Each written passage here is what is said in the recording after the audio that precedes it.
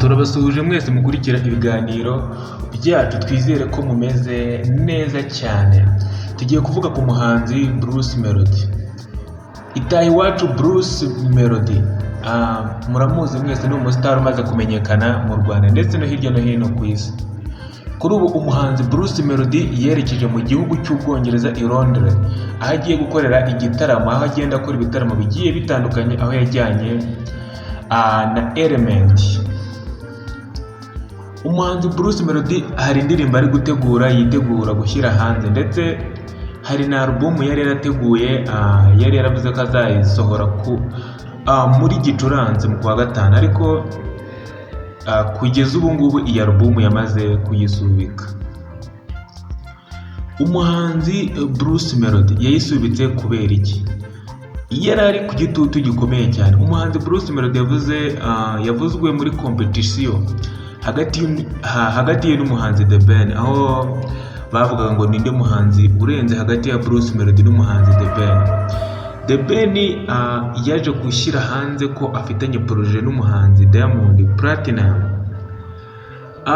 Mu guca impaka wavuga yuko impamvu umuhanzi Bruce Melody yasubije inyuma iby'igitaramo yari yateguye Gicurasi ari ukugira ngo ategure neza iyo album, kugira ngo hato umuhanzi The Ben atazakora indirimbo na Diamond ikaza igaca impaka igahita yemeza yuko umuhanzi The Ben arenze ku muhanzi Bruce Melody. Bruce Melody nawe yaravuze ngo reka mbanze nkore indirimbo neza, mbanze ntegure album yanjye izasohoke imeze neza cyane. Umuhanzi Bruce Melody hari n'ibibazo yagiye avugwamo. Hari igitaramo yari yatumiwemo, ikipe ya APR FC yatwaye igikombe ku nshuro yayo ya 22.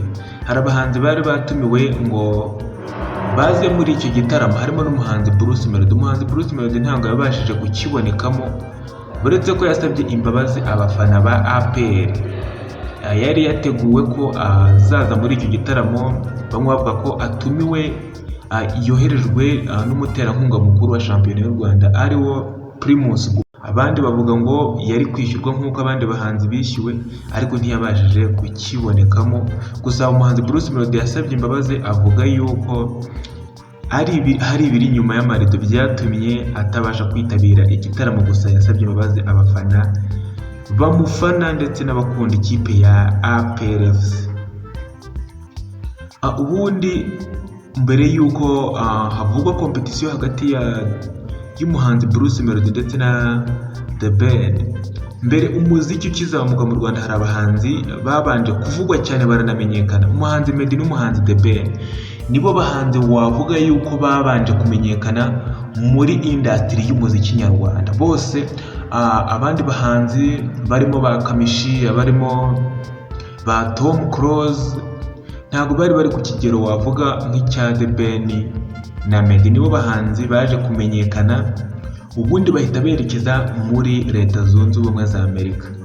Hahita hazaho abandi bahanzi barimo umuhanzi Bruce Melody, umuhanzi Butera Knowless, umuhanzi Christopher, abarimo King James, abarimo Urban Boys, Dream Boys, abarimo Kitoko, abandi bahanzi abarimo Jay Polly ndetse n'abandi bagiye batandukanye. Nibo babanje kumenyekana. Haza icyo bita Primus Guma Guma, abahanzi bakajya biyerekana bagatora umuhanzi wahize abandi ndetse muri uwo mwaka wakurikiranwe kurusha abandi ndetse ufite n'ibihangano izina rye ryazamutse. Bruce Melody ntago yari mu bahanzi bari gutwara Primus Guma Guma. Tubibutse yuko Bruce Melody yatwaye Primus Guma Guma ku nshuro ye, yitabiriye ku nshuro ya gatatu, kuko yabaye uwa kabiri arongera uwa kabiri, ku nshuro ya gatatu abona kuyitwara. Primus Guma Guma yabanje gutwarwa na Tom Close, Jay Polly, Urban Boys, ndetse Bruce Melody aza kuyitwara ndetse n'umuhanzi Butera Knowless. Bruce Melody icyo gihe ntabwo yari ari mu bahanzi ba performinga cyane kurusha abandi, gusa yari afite indirimbo zikunzwe z'urukundo, indirimbo mu ijwi ryiza yari afite cyane bakundaga. Urebye yari ari muri top 5 y'abahanzi nyarwanda. Nyuma abahanzi bamwe baje kuva muri industry y'umuziki, abarimo Tom Close, cyane ko hari ibyo yabaga arimo bijyanye n'ubuganga n'ibyo yize abivamo. Abarimo Urban Boys nabo basa n'abagabanyije urwego rwabo rw'umuziki ndetse baranatandukana. Abarimo Butera Knowless we ahita ashaka nawe ava mu by'umuziki. Ubona ko Bruce Melody ari we wahise usigara mu muziki nyarwanda. Abarimo The Ben na Meddy bari mu gihugu cyo hanze muri Leta Zunze Ubumwe za Amerika aho bakoreraga umuziki. Umuhanzi Bruce Melody yasigaye ari nk'aho ari we uyoboye umuziki nyarwanda, dore ko nta wundi muntu bari gukompeta. Umuhanzi Bruce Melody yahise yuririraho, dore ko abandi bahanzi bari bahari bari abahanzi bakizamuka. mugenda mubabona abahanzi barimo Chris Easy, Juno Kizigenza n'abandi bagiye batandukanye. Ubona ko abo ari abahanzi bakizamuka, ntabwo wavuga ko wajya kubakompeta n'abahanzi barimo ba The Ben, barimo Bruce Melody, barimo ba Christopher cyangwa King James. King James nawe yahise asa n'ugabanya iby'umuziki yigira mu bucuruzi ndetse no gushora imari. Umuhanzi Bruce Melody rero yahise ayobora industry y'umuziki ndetse akomeza gushyiramo imbaraga nyinshi cyane. Biranamuhira mu mwaka wa 2019-2020 arakora cyane, biramuhira cyane, dore yuko amabrand yose yamamaza yahitaga afata Bruce Melody. Brand zose zo mu gihugu zafataga umuhanzi Bruce Melody kuko babonaga nta wundi muhanzi bari guhangana. Zafashe Bruce Melody, barimo Primus Guma Guma bamamaza bose, amabrand yose Bruce Melody aragenda arayiharira, ndetse n'indirimbo ze bigaragara yuko arizo zakundwaga cyangwa zigakinwa cyane ku maradiyo agiye atandukanye cyangwa ku mbuga nkoranyambaga zigiye zitandukanye.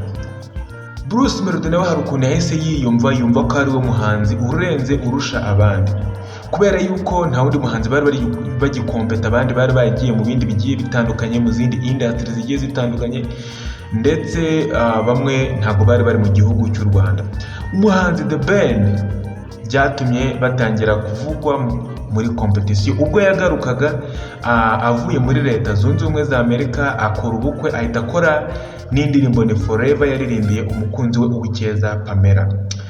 The Ben nawe yatangiye kuvugwa ko agiye kongera kugaruka mu muziki we, aho yatangiye kubwira abakunzi be ko ari kubategurira kubakorera umuziki. Niho bahere bavuga ngo babanje kubwira The Ben ati wowe ko ntacyo uri kwereka abafana, ko ntacyo uri gukora.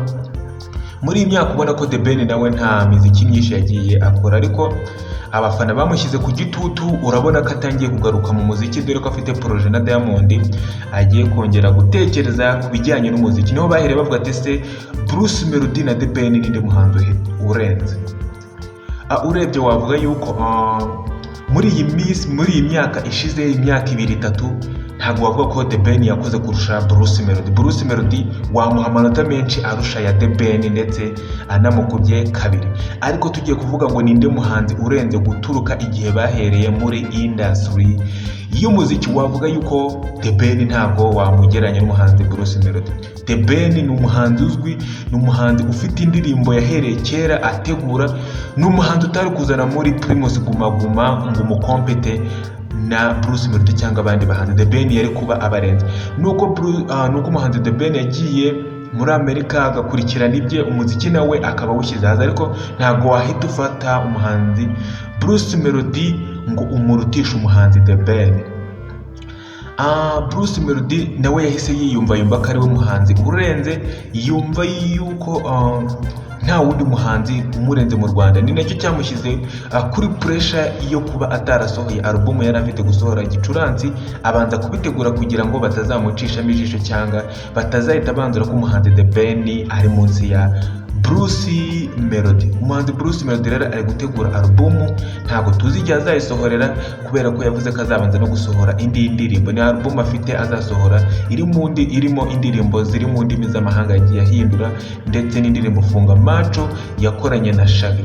Umuhanzi Bruce Melody rero agenda agaragara muri industry, ariko ntabwo wajya kuvuga ko arenze umuhanzi The Ben. Kadukomeze rero dutegereze turebe izo projet, yaba projet ya Diamond afitanye na The Ben ndetse na album Bruce Melody afite gukora, ubundi tuzabona uko duca impaka. Kora subscribe tujye tubana mu biganiro bigiye bitandukanye. Mwari kumwe nanjye Bikoramana Noel. Ciao ciao.